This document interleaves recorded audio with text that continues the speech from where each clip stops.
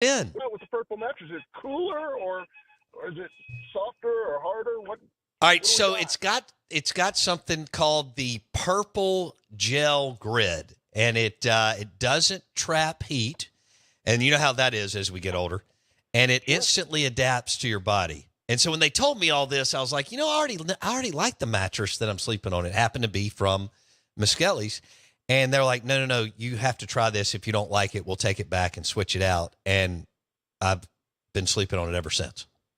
Man, that sounds terrific. I tell you what, if it's from the Muskellies, it's quality. There's no doubt about that, Bo. Absolutely. Absolutely. So I wanted to bring you on because we've always had interesting discussions with you about different things happening, whether you were the baseball coach or AD. And I wanted to ask you, start with the transfer portal. I know you're always having discussions with your head coaches about the portal. But I wanted to talk about your discussions, maybe the last 12 months with Hugh Freeze. Have y'all landed on a number? Like Freeze just knocked down, I think, the number 5 class last February, high school recruiting, or 6. So he landed a great class. But have y'all landed a percentage ratio number as far as what Auburn football wants to do going forward, balancing high school recruiting to portal recruiting, John? Well, I think Hugh and I both agree on this, and of course he's the expert and I'm not, but we just feel like the high school athlete in football with the amount of development it takes is still the way to go. Now, I mean, there are going to be highly successful teams that are, what you might say portal-oriented teams, and that's going to work. But if you believe in development and you believe that it's a long-term grind, then the high school players the way to go. I just have a belief that all of this is going to calm down and that you're not going to have as much jumping around. Of course, if you don't believe that the high school player, if they're not playing, if they're going to jump in the portal immediately, yeah, then that's going to change your opinion of this. But I think we're going to, in the near distant future, come back to a little bit more of a reality, and kids are going to be staying at one place a little bit longer for a variety of reasons. Uh, and I would think that you and Coach Freeze have talked about, hey, if you're signing really good players like Auburn does, then it's also a retention game, right, John? It is, but I also think there are going to be some things in place in the future to where, quite frankly, there's going to be a little bit more obligation on the part of the student athlete and his family. That's the only way this could work. There's no other situation in the world in which, quite frankly, you can create financial gain with absolutely no exposure uh, to any obligation whatsoever. That doesn't exist. It doesn't exist for you, Bo. It doesn't exist for me. It doesn't exist for anyone. So I'm just a believer that that's going to happen at this level, and I think that's going to create a little bit more uniformity and a little bit more staying power for our student athletes. Okay, that makes sense. John Cohen on the Farm Bureau Insurance Guest Line. Now, I think this could be different sport to sport, although this could change, like you said, in the next 2 to 3 years. But so, I'm Hugh Freeze. He knows he can knock down a top 5, top 10 class and go sign really good players around the Southeast and the country. The majority of his roster is going to be built that way, but like you said, you're going to supplement. Now, you've also got a super successful basketball coach in Bruce Pearl, who's proven he can go to the Final Four and win big and all that. This looks to be a little different to me on this 13 scholarships in basketball. Maybe you play 8 or 9 players a year. Do you kind of feel like that could be more of a 50-50, 60-40, just because it's a different sport and we're dealing with such smaller numbers, John? Yeah, I think it's such a different sport, and you look at the way the recruiting process happens in basketball, right? So these kids are on the AAU circuit, and they're hanging. The net is spread much farther, in my opinion, than in football. Being that I have teammates from all over the country that I have played with, I'm very, very comfortable going to a new place and having having it work faster. The other thing that's obvious about basketball is one or two players can change a program. In football in the SEC, one or two players helps, but it doesn't move the needle. You got to have more than that. It's just a completely different sport. So, yeah, I agree. I think the portal really moves the needle a lot more in basketball than it would in football. All right. Baseball.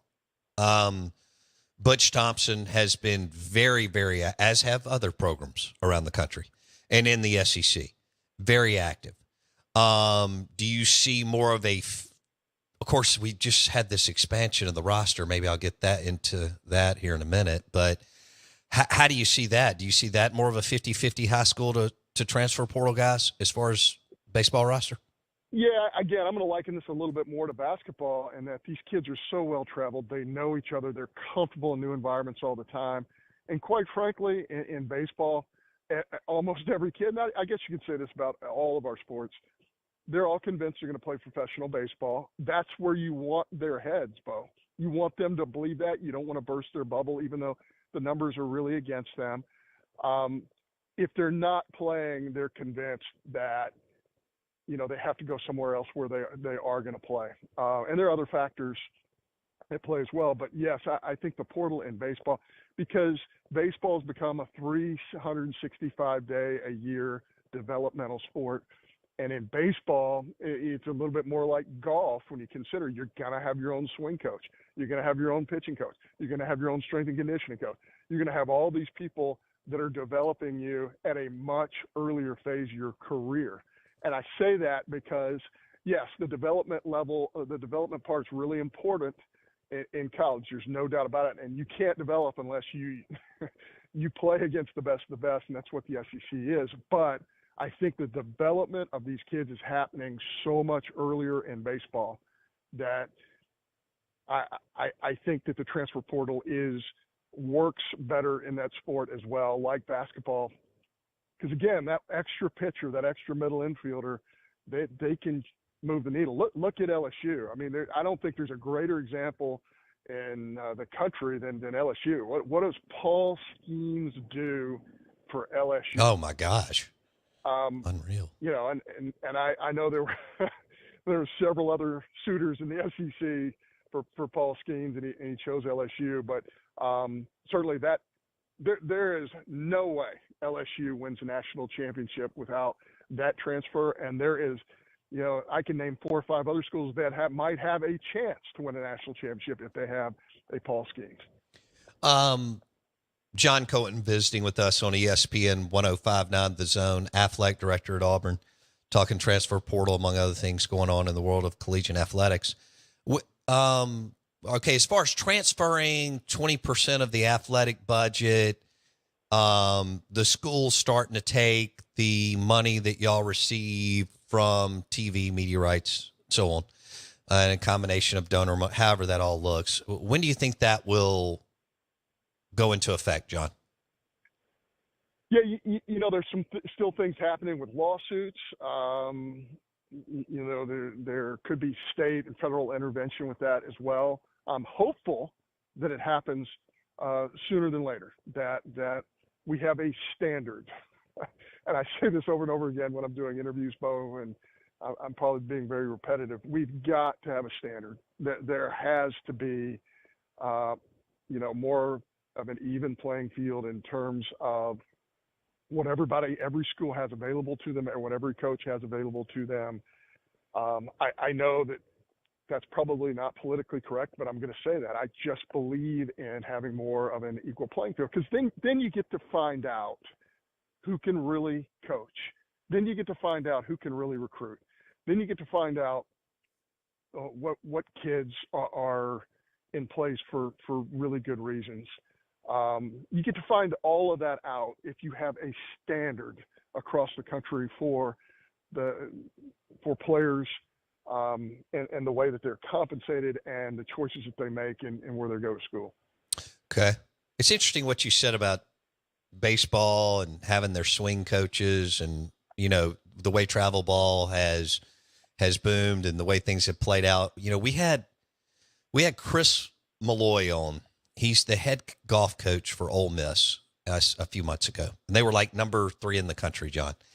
And I was asking him, I'd never thought about this because I deal so much with football, basketball, and baseball coaches. And we were talking, and I was like, okay, so you're teaching these guys every day? He goes, no. All my guys have swing coaches. He goes, I'm there in a general manager role. I'm there in the in between the years and things like. And I'd never thought of it that way. But that's where we've gone with baseball and I'm sure men's and women's golf and some of the other sports. That's fascinating to me because I had not looked at it through that lens. Sure. I've had that conversation with Nick Kleinert, our golf coach here, who, by the way, was a national coach of the year and won a national championship. And Nick has said the same thing. Every one of our golf student athletes has their own swing coach. But again, when things aren't going well on the course, who's got to help them manage that? Right. Who's got to lower that heart rate for them? That's what the coach does. And quite frankly, the coach has to go find the right kids for that program to give them a chance to win titles. So you're right. The evolution of the coaching college has really changed, Bo. There's no question about that. All right, so we were kind of poking around on a salary cap, which or something, whatever they're going to call it in the world that y'all we operate in as fans or media, or y'all are in it on a day-to-day basis. I can't wait to see what plays out here over the next couple of years. I wanted to go to football scheduling time slots. All right, so you're Auburn, y'all draw all these big crowds and so on. How much have y'all talked about the last couple of years at SEC meetings about the 11 a.m. game and how it's become such a bigger and better time slot than it was? We all looked down on it, John, 10, 15, 20 years ago. But now I think your TV partners, the Big Ten TV partners, have realized, damn, people wake up in the morning, they watch game day, they're excited, they want something good right out of the gate. And that with a league like the SEC, you can roll out a really good game at 11 a.m., mid-afternoon, and at night. How much has that been talked about in meetings in the last couple of years? It's been talked about a lot. In the Deep South, it's very difficult, at least administratively, to deal with 11 a.m. There's no question. In the month of, in late August, primarily in September, it's hot. And asking people to sit on an aluminum plank of seating in 90 plus degree temperatures at 11 a.m. Now we'll call it 11 a.m. Everybody on the East is going to call it 12, which sounds a lot better, right? We're also trying to get an atmosphere. You're trying to get kids involved. You're trying to get them out of those dorms, out of those apartments, and into your ballpark and ready to get after it. A little more difficult, that, Bo, to do that at 11 a.m. as well. So nobody loves it in September. I think folks are a little bit more likely to approve or like it when you get into October, November, because then it makes a little bit more sense. But it's kind of the necessary evil. And the scheduling folks at Mark Womack at the SEC does a great job. He has to endure all of us with all of our requests, but it's a difficult task. And, television is trying to put the best product in every time slot they possibly can. And you look at the quality of games now, Bo, across the country at 11 a.m., it's pretty remarkable. Used to be not as good of a matchup. Now you can have phenomenal matchups at 11 a.m. or 11:30 moving forward. I do like the new scheduling format with the league that gives us more flexibility, and we find out more times in advance. I think that's great for our fans as well. Y'all have 5 home games to start the season. And how do you like or dislike that? Yeah, it's not perfect. When you look at all of our staffs across the SEC and the job they do and what goes into preparing to having a ton of people in an SEC venue, it's difficult. And you get through a week, you go through all the things you want to fix, all the things that weren't perfect for your home game, and you want to take a week to work through those issues and get them fixed. Well, when you have 5 in a row, it's extremely difficult because, there are folks at our place, and of course when I was at Mississippi State, the same thing. There are administrative folks who are literally working 60, 70, 80 hours a week to prepare for a game. And those folks are warriors. And the only thing that really helps them recharge those batteries is a week off when you go on the road. When you play at home 5 weeks in a row, it's extremely difficult. I think it's also difficult on our fans. I agree. Because, you know, that's a huge commitment to go to the venue, to go to the city, to get the hotel rooms. You know, there is some relief when you go on the road and it's more sporadic than just 5 in a row. So we did not make the schedule. The league made it for us. And of course, with Oklahoma and Texas coming in, it complicates the scheduling model, but we're gonna fight through it, and we're gonna make sure that we do it the right way. And you know, it's a challenge, but we're gonna make the best of it. John Cohen, athletic director at Auburn. He joins us on the Farm Bureau Insurance guest line. Okay, 9 conference games. I can't imagine how many times y'all have debated this. You know, I go back and forth on this because it looks like y'all are going to kick the Power 5 non-con, I guess, out. And I see why, but, you know, where are you on the – where is Auburn, where is John Cohen on the 9-game league schedule?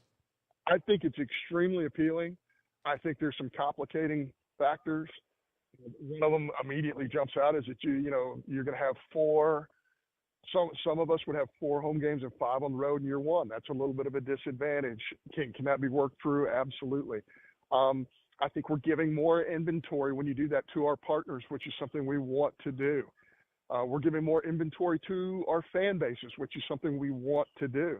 I think it's an extremely positive thing. I think starting for a 2-year period with 8 is the right thing to do. Let's see how this unfolds, and then if we feel like 9 is in our best interest, that is certainly there available through Commissioner Sankey. And I think he's put a great deal of thought into this. I know it's been a topic of discussion for our athletic directors and our presidents many, many times. But let's face it. I mean, it's hard to argue that more SEC football is not better SEC football. Last one. I know you got to go. Last year was crazy for y'all in football because Freeze almost beat Georgia and Bama. He has this ability to, in the big games, you know, and I mean, just right there. So it could have been a hell of a year, but it was, I guess, just kind of a nice year transition, so on. How often do y'all talk about the timeline of getting Auburn football back to where you want? I think Hugh and his staff have done a great job of, again, building at a rate. It's not going to happen overnight because, quite frankly, the stature of our football program when he took over, that didn't happen overnight either. That took a while to get to that level. Now it's going to take a while for us to get to the other level. But, yeah, I think you see a year ago, there's just no question. I mean, Alabama and Georgia, our talent level just did not even close to where their talent level is. And yet Hugh Freeze created a game plan that's within one play in each one of those games of winning it. Now, you know, I know it, we all say it doesn't matter if it's close or not, but if you look at how he coached and how we prepared for those 2 games, I think it's one of the best coaching jobs I've ever seen in any sport. So I am very optimistic. Our wide receiver room is young, but I think it's arguably the best group of freshman wide receivers in the country that just got to the Plains, some of whom came mid-semester. I think our offensive line is in a much better position. I think we have more depth, and we have a little bit better get off on that D-line than we did a year ago. So I think it's going to be a much improved football team than what you saw a year ago. John, we appreciate it, and hopefully we'll be able to do this again soon. Thank you. Yes, sir. Thank you both. John Cohen, AD at Auburn, joined us on the Farm Bureau Insurance guest line, and that was good to take a look inside the Auburn program, transfer portal, and always trying to figure out how much high school, how much portal, and how it's so much different from football with the numbers to like Bruce Pearl in basketball or Jans or Beard in hoops. And then baseball, maybe that 50-50 mix on the diamond. Want to say good morning. Welcome in. Hope you're doing well. We are the Out of Bounds Show. ESPN 105.9 The Zone. We're brought to you by the Honey Butter Chicken Biscuit. And let's go with what Jackson smashed a couple of weeks ago. The breakfast brisket platter at Burgers Blues Barbecue in Flowwood and Dogwood. Now, I have to tell you all this. We've talked about all these items on this menu, and I had not had their ribs. I don't eat ribs out at a restaurant because people around me cook great ribs at the house. And I can cook them pretty good, but I've got buddies around me that are just amazing, savants on the grill. Well, we go over to Stephen's place. I get it to go order. I take them home. I get them dry. They're amazing, the ribs. Yeah. Jackson orders the brisket with some scrambled eggs. It's a brisket platter at Burgers Blues Barbecue and in Dogwood, Flowwood, and the brisket is divine.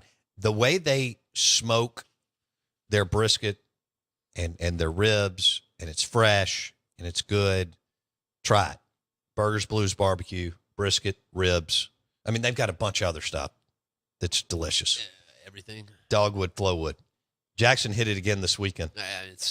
I told you, man, I went on this, obviously after the initial weight gain from being here, I had to slim down, and now I see why. The weight came and it didn't stop because I'm going there and smashing it because I can't stop. Man, and that banana pudding. That sour, I don't know what it is about that sourdough. When I did the remote from there, I had banana pudding for breakfast. And it went just fine. It was unbelievable. The Out of Bounds, and grab you an ice cold Stella Artois and get you a burger and load it up. What's yours? The Highway 61 Bacon and Blue? Highway 61 Bacon and Blue. Brought to you by Burgers Blues Barbecue in Dogwood, Flowwood. Good morning. Welcome in. We're live in the Bank Plus studio. I know. I'm finally going to drop the Jeff Levy audio. Here we go.